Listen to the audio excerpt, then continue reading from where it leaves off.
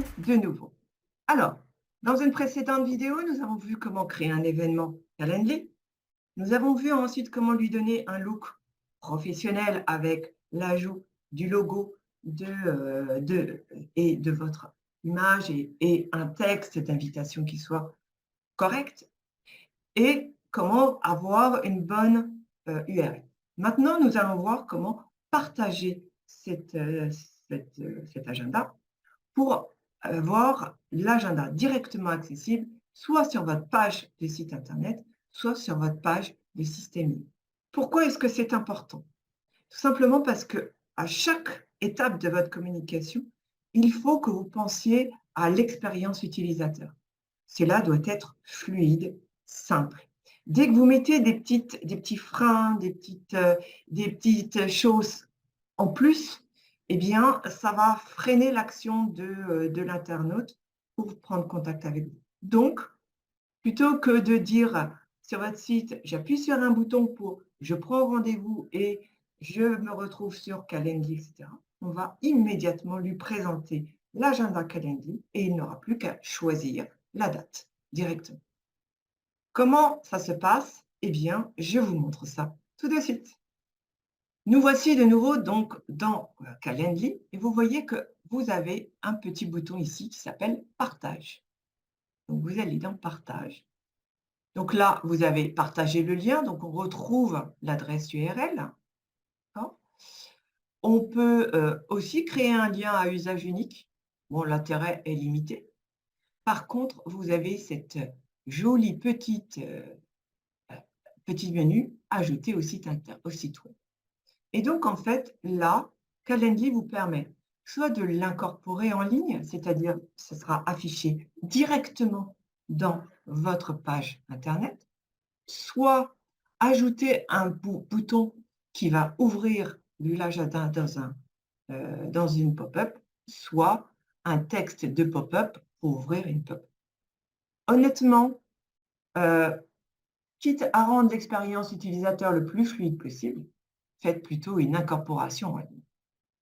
L'incorporation en ligne, si on va dessus et qu'on continue, eh bien, ça va permettre à Calendly de vous donner un code, qu'on appelle un code HTML, que vous allez pouvoir mettre directement dans votre page. Donc, par exemple, ici, vous avez votre code, vous n'y touchez surtout pas.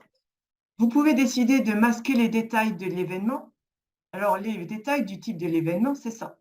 C'est le fait qu'on vous donne tout ça. Alors, parfois, c'est intéressant pour dire juste sélectionner la date et l'heure. Personnellement, j'ai tendance à donner toutes les informations. On peut masquer la bannière des cookies pour dire, voilà, Calendly est également avec les cookies, donc j'aurais tendance à vous suggérer de ne pas le masquer.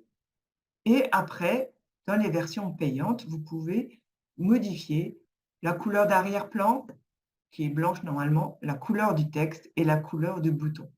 Par exemple, vous êtes ici, eh bien, vous allez pouvoir, voyez, mettre en dessous le code hexadécimal d'une couleur. Donc, par exemple, on va se dire notre couleur, c'est ce code-là, eh bien, vous allez le retrouver. Et là, vous voyez que vous pouvez copier le code. Une fois que vous avez copié le code, eh bien, vous allez pouvoir le mettre dans votre site Internet. Comment ça va se faire? Globalement, vous avez ce code. Eh bien, dans tous les sites Internet, que ce soit WordPress, que ce soit les systèmes IO, donc les tunnels de vente, ils ont tous la possibilité de vous dire intégrer un code HTML. Et dans ces cas-là, vous faites ajouter le code HTML et vous mettez ce code. Ça va donner quel aspect? Donc, je vous montre. Si je vais dans la page Contact d'Isaora, vous voyez que immédiatement, on a le fait de réserver l'entretien de 30 minutes et on peut réserver directement. Et là, on a le code qui est là. Bon, ce n'est pas tout à fait le même code, hein, je ne l'ai pas copié.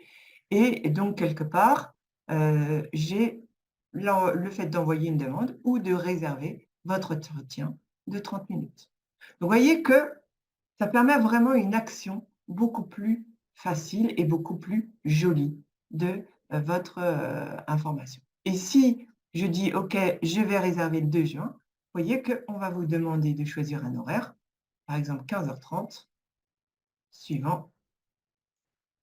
Et là, on va se retrouver avec les questions qu'on vous pose pour confirmer l'événement.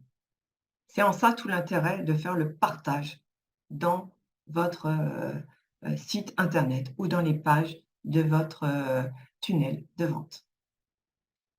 Voilà, j'espère que ça a été clair. De toute façon, nous le reprendrons quand nous discuterons de la partie tunnel de vente. Je serai amenée à reparler de cette intégration de code HTML. Mais en tout cas, là, vous avez tout ce qu'il vous faut pour commencer à mettre vraiment votre agenda en ligne et communiquer dessus. Je vous souhaite une belle journée.